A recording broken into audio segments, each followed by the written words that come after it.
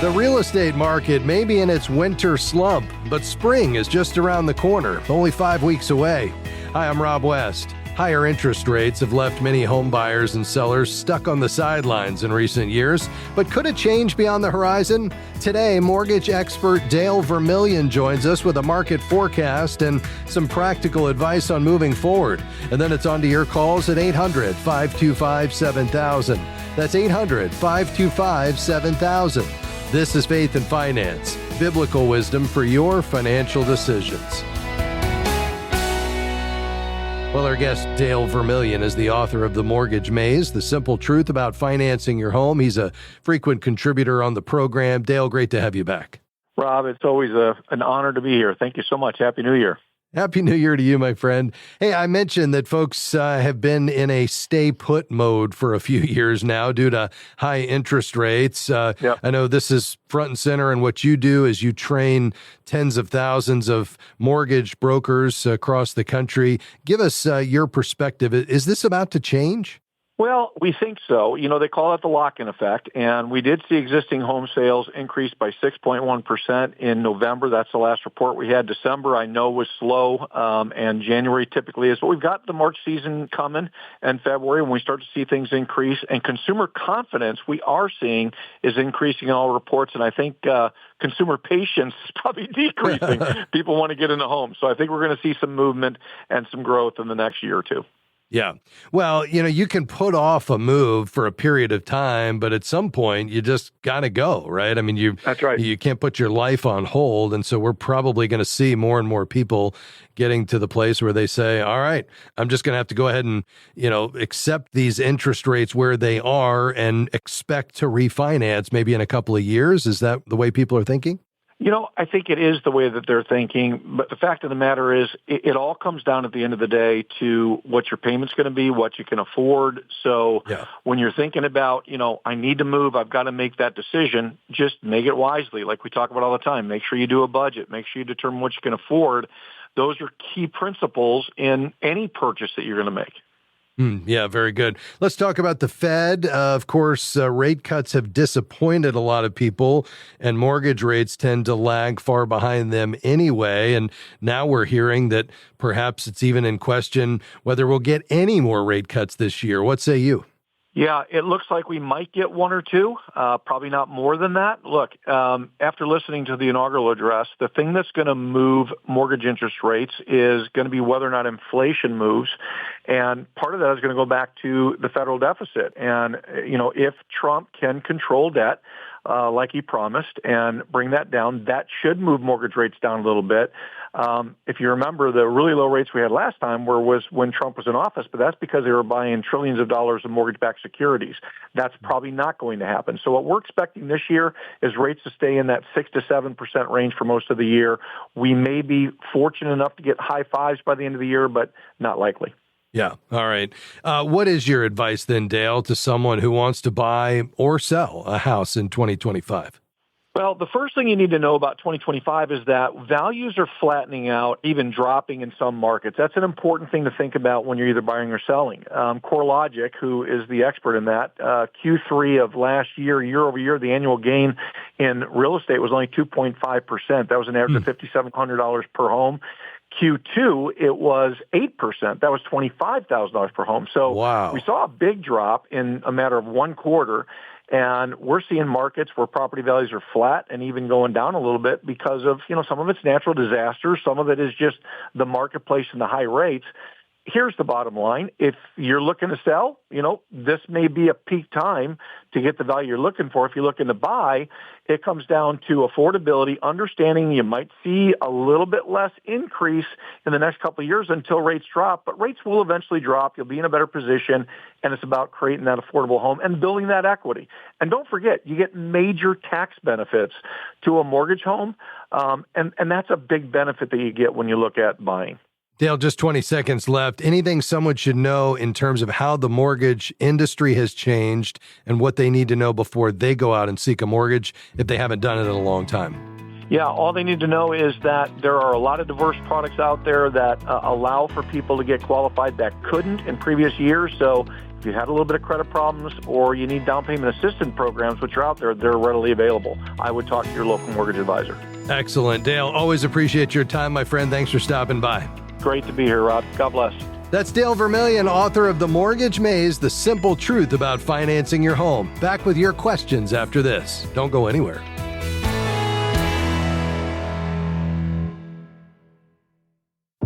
We're grateful for support from Movement Mortgage, who provides residential home loans in all 50 states. Guided by a mission to love and value people and a goal to redefine the mortgage process, Movement seeks to help others achieve their financial goals. You can find out more at movement.com/faith. Movement Mortgage LLC supports equal housing opportunity, NMLS number 39179. For licensing information, please visit nmlsconsumeraccess.org. We are grateful for support from Praxis Mutual Funds. Praxis Mutual Funds has 7 impact strategies that are designed to create positive, real-world change. More information is available at praxismutualfunds.com. The fund's investment objectives, risks, charges, and expenses are contained in the prospectus and summary prospectus. This and other information is available at praxismutualfunds.com. Investments involve risk. Principal loss is possible. Foreside Fund Services, LLC.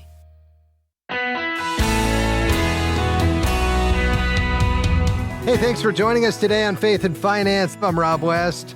Well, it's just about time to take your calls and questions here in just a moment, but we do have some lines open right now. So if you have a question, go ahead and give us a call at 800-525-7000. We will dedicate the remainder of the broadcast to you and take those questions, whatever you have for us, 800-525-7000. We're going to begin in Spokane today. Hi, William. Go ahead. Hey, Rob. Thank you for taking my call. Of course. 30-second just kind of backdrop of where I'm at. So I'm 37. I have a family of 5. I have 4 children. They're all young, twin 6-year-olds, 3-year-old, and a newborn. 3 years ago, we bought some property, and we've been working it. And we've been doing everything by cash. So I built a small cabin on the property that we're living in while we're building the permanent structure. So far, I have the foundation, the frame up, and a temporary roof. This year, I have the capital funds for the trusses and the roof. But after that, it comes electrical and plumbing and everything else. And I've looked into HELOCs, and I've looked into HELs and land equity. I've looked into construction loans. Everybody is okay with giving me money, but I'm not okay with giving them 3 times the amount, after, 15 years or 30 years. So I just kind of wanted to know what, I have some people say, yeah, just get the loan and get it done and be done with it. And then I have other people that say, no, man, wait 3 more years and you can do it with cash and you'll be debt free. And I just kind of want to know what your thoughts are on that. Yeah, I mean, hey, here's the reality is it would be best if you could wait and cash flow this, but there are trade-offs to that. And so the question is, are you in a financial position, meaning you can cover the debt, you're not getting overextended, and you're willing to pay the interest in exchange for getting this project done a little quicker and being able to access it and enjoy it versus just your conviction of remaining debt-free and just the financial wisdom in trying to save that money that you could put into additional giving or saving for the future and exercise a little delayed gratification. And I understand when it comes to, building a property, a new house that's going to be your permanent residence, you all may want to get in it sooner rather than later and be able to enjoy it. None of us are getting any younger. And so, there's also the, potential that building costs could be a little bit higher down the road. Probably not likely. We already saw that spike and we're seeing building costs kind of level off.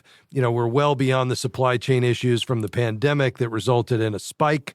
But is it possible that things could cost a bit more, 2 or 3 years down the road when you're able to cash flow on your own without any debt, these additional expenses around plumbing and electrical? That's certainly possible. So I think this is really just at its core, just like every financial decision, a values conversation. What's most important to us. There's nothing wrong with wanting to get into the house and enjoy it and being willing, as long as you're able to, take on some additional expense by way of interest in order to do that. There's also nothing wrong with you saying, you know what, I can do this and I can wait it out. And, my wife and I are on the same page, and we've got a big family and we've got young kids, but this is really important to us. This is a conviction.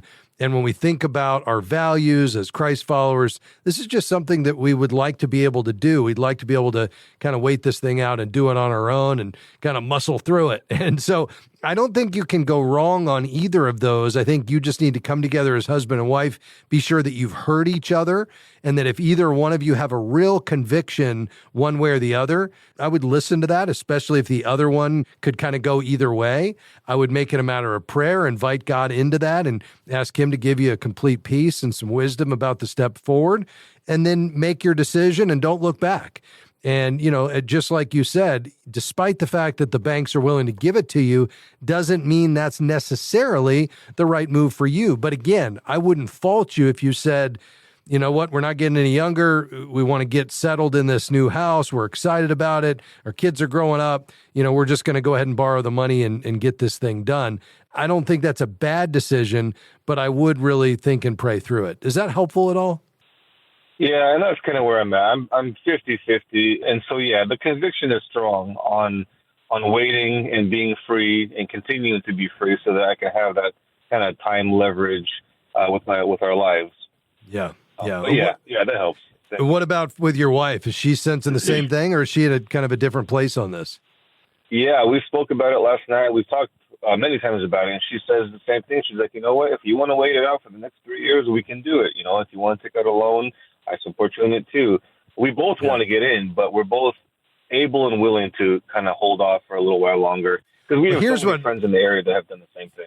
Yeah, well, here's what I would say. Don't dismiss that conviction that you have. Perhaps maybe take another week and maybe you each agree independently to pray it through and then come back together. But in the end of the day, I think you're headed in the right direction. Thanks for your call. North Carolina is where we're headed next. David, go ahead, sir. Hey, Rob. Thanks for taking my call. Yes, sir. So I am 56 years old, and I'm a state employee and about to take early retirement. I'll end up with my health care covered and a modest pension of about $1,400, but I'm immediately going back to work in the private sector, making more than I am now, actually. So my question is, do I take that pension money and invest it in another qualified retirement account for when I do retire? I plan to work at least 10 more years.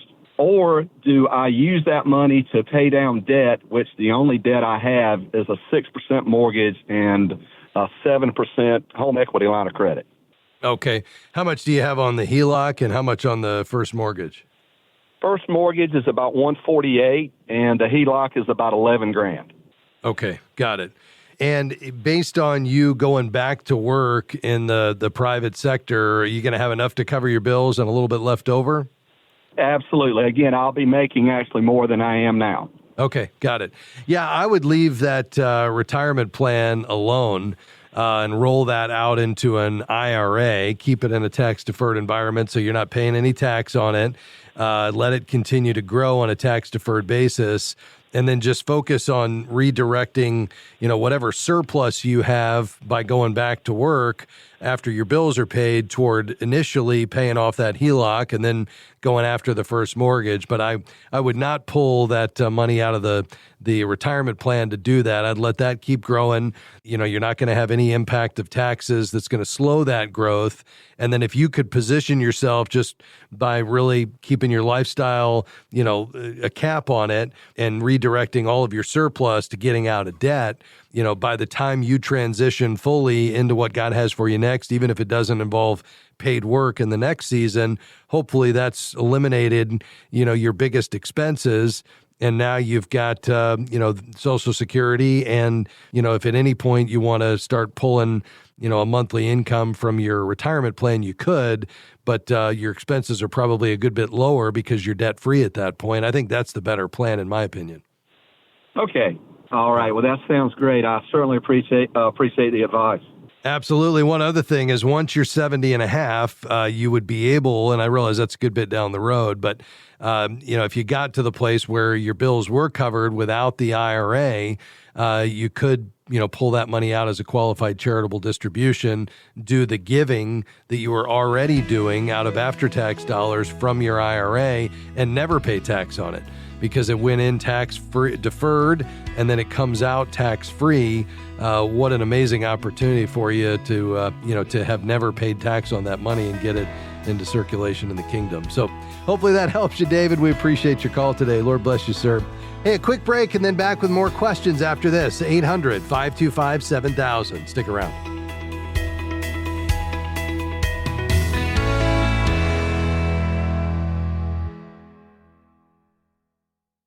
Are you searching for a way to become a better, faithful steward of the resources that God has given you? Well, download the FaithFi app and join the 37,000 others who are already using our app. The FaithFi app will provide you with wisdom, community, and simply help you stay on track with your finances. We have 3 money management options to choose from, so find an option that fits your unique needs. It's available on desktop or mobile. Simply go to faithfi.com and click App to get started. As the leading advocate for the Christian financial industry, Kingdom Advisors serves the public by promoting the integration of a biblical worldview across every aspect of the financial services industry. And we serve a growing network of thousands of Christian financial professionals, equipping and empowering them to carry biblical financial wisdom to their clients, peers, and community. For more information, visit kingdomadvisors.com. That's kingdomadvisors.com.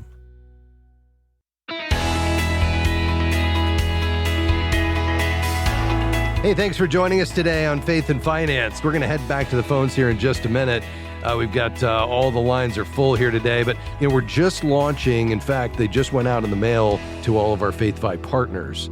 Our brand new publication, Faithful Steward. It's a quarterly publication. It's beautiful. It's 52 pages, incredible articles just helping you connect faith and money for God's glory. But one of the articles in this first edition of Faithful Steward is an article by my friend David Wills, President Emeritus of NCF, talking about aligning your giving with God's heart.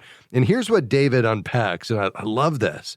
In terms of thinking about your giving, we all have maybe an investment policy statement on how we're going to invest God's money.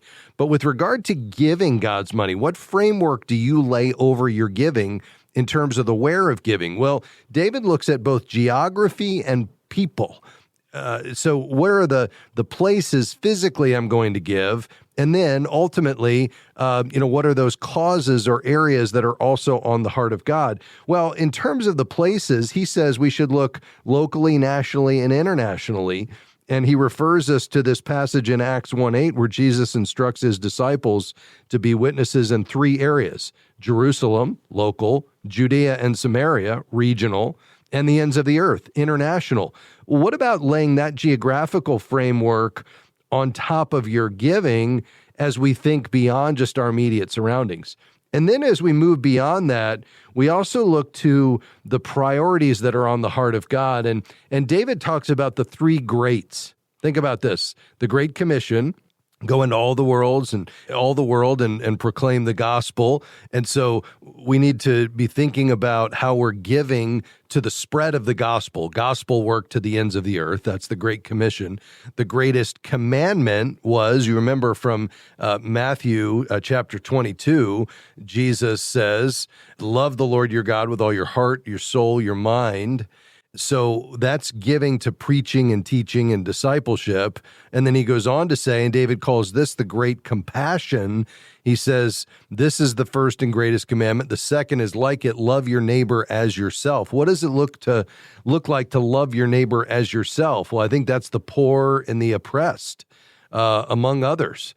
God expresses special concern for the poor and the vulnerable, particularly within the Christian community. So we're called to care for orphans and widows and the hungry and the sick and others in need. So, perhaps as you think about your giving, use that framework, both the geographical as well as those causes and areas that are on the heart of God that we see in his word. By the way, if you want to be sure you get Faithful Steward, our new publication in the mail each quarter, just become a Faith Fi partner. It'll be a real blessing to us as you help support the ministry, but you'll also get this publication each quarter and all of our new studies and devotionals pre-release before they come out to everyone else. Just go to faithfi.com and click give. Let's head back to the phones. Ohio is where we're going next. Hi, Maxine. Go ahead.